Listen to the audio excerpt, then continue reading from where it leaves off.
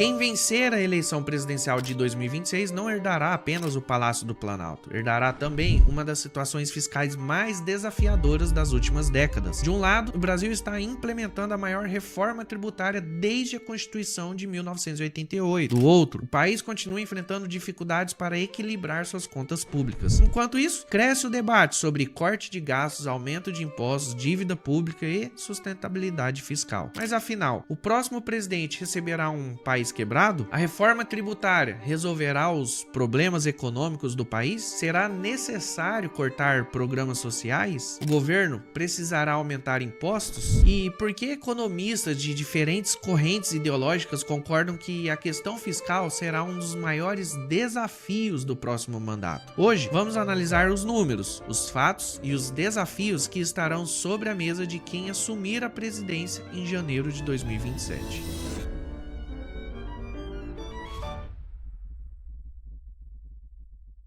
Fala, tropa do canal Hora Certa. Toda eleição costuma girar em torno de promessas. Mais investimentos, mais obras, mais programas sociais, mais crescimento. Mas existe uma pergunta que vem antes de todas elas. Quem vai pagar essa conta? Porque o próximo presidente pode assumir um país com a maior reforma tributária da história em andamento e, ao mesmo tempo, uma enorme pressão sobre as contas públicas. Mas antes de seguirmos para o que realmente importa, já deixe seu like, se inscreva no canal e bora entender a herança econômica que espera o próximo governo. A reforma tributária é frequentemente apresentada como uma solução histórica e, de fato, ela representa uma das maiores mudanças econômicas das últimas décadas. Após mais de 30 anos de discussão, o Brasil finalmente iniciou a implementação do novo sistema tributário. O objetivo principal aqui é simplificar a cobrança de impostos sobre consumo. A reforma substituirá diversos tributos por dois principais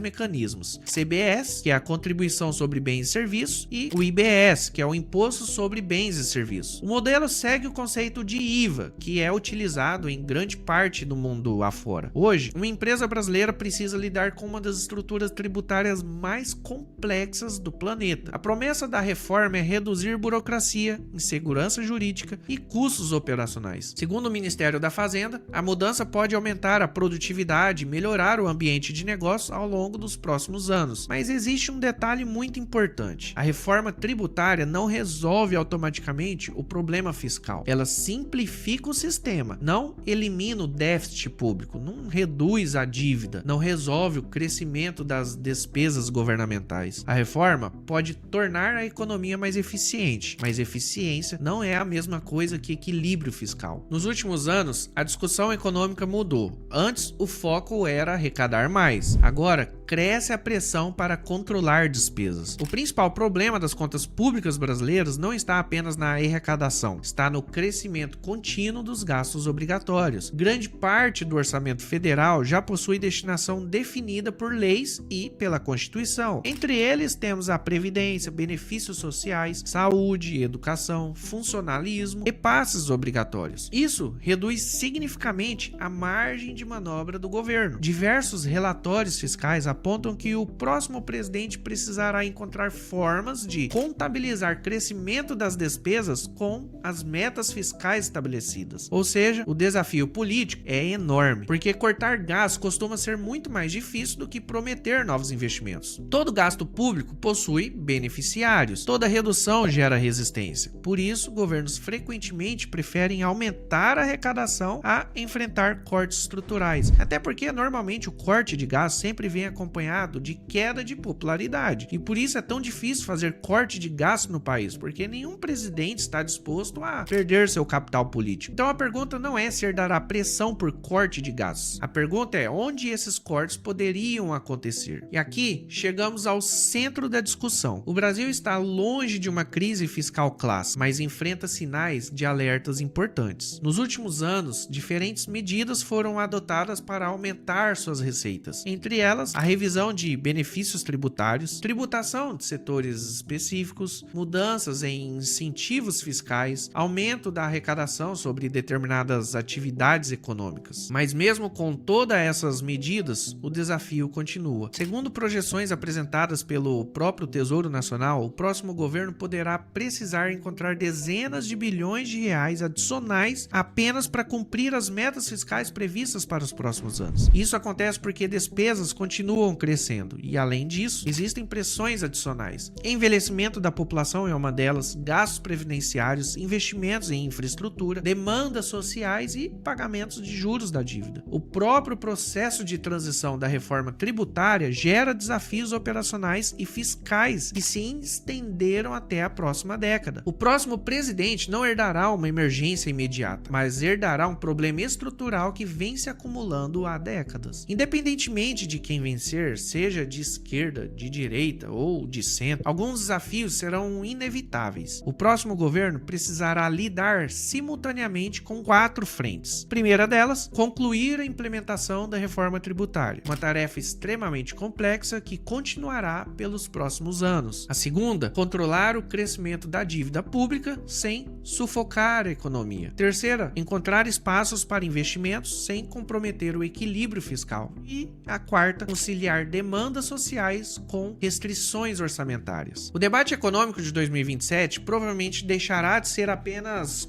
como vou arrecadar mais e passará a ser como devo gastar melhor. Porque existe um limite político para aumentar impostos, existe um limite econômico para expandir gastos e existe um limite financeiro para o crescimento da dívida. O próximo presidente talvez não seja julgado pelas promessas que fizer, mas sim pela capacidade de administrar restrições que já existem. A eleição de 2026 não decidirá apenas quem governará o Brasil, ela decidirá quem administrará uma das transições econômicas mais importantes da história recente do país. De um lado, uma reforma tributária histórica. Do outro, contas públicas pressionadas, dívida crescente, demandas sociais elevadas e pouco espaço para erros. Por isso, independentemente de preferências ideológicas, existe uma realidade que nenhum governo conseguirá ignorar. As contas públicas continuarão sendo um dos temas centrais da próxima década. Agora comenta aqui embaixo, na sua opinião, o Brasil precisa priorizar aumento da arrecadação ou corte de gastos? E já deixa seu like, se inscreva no canal e compartilhe esse vídeo, porque entender a herança econômica de 2027 é fundamental para entendermos a eleição de 2026. Eu vou ficando por aqui, a gente se vê no próximo vídeo e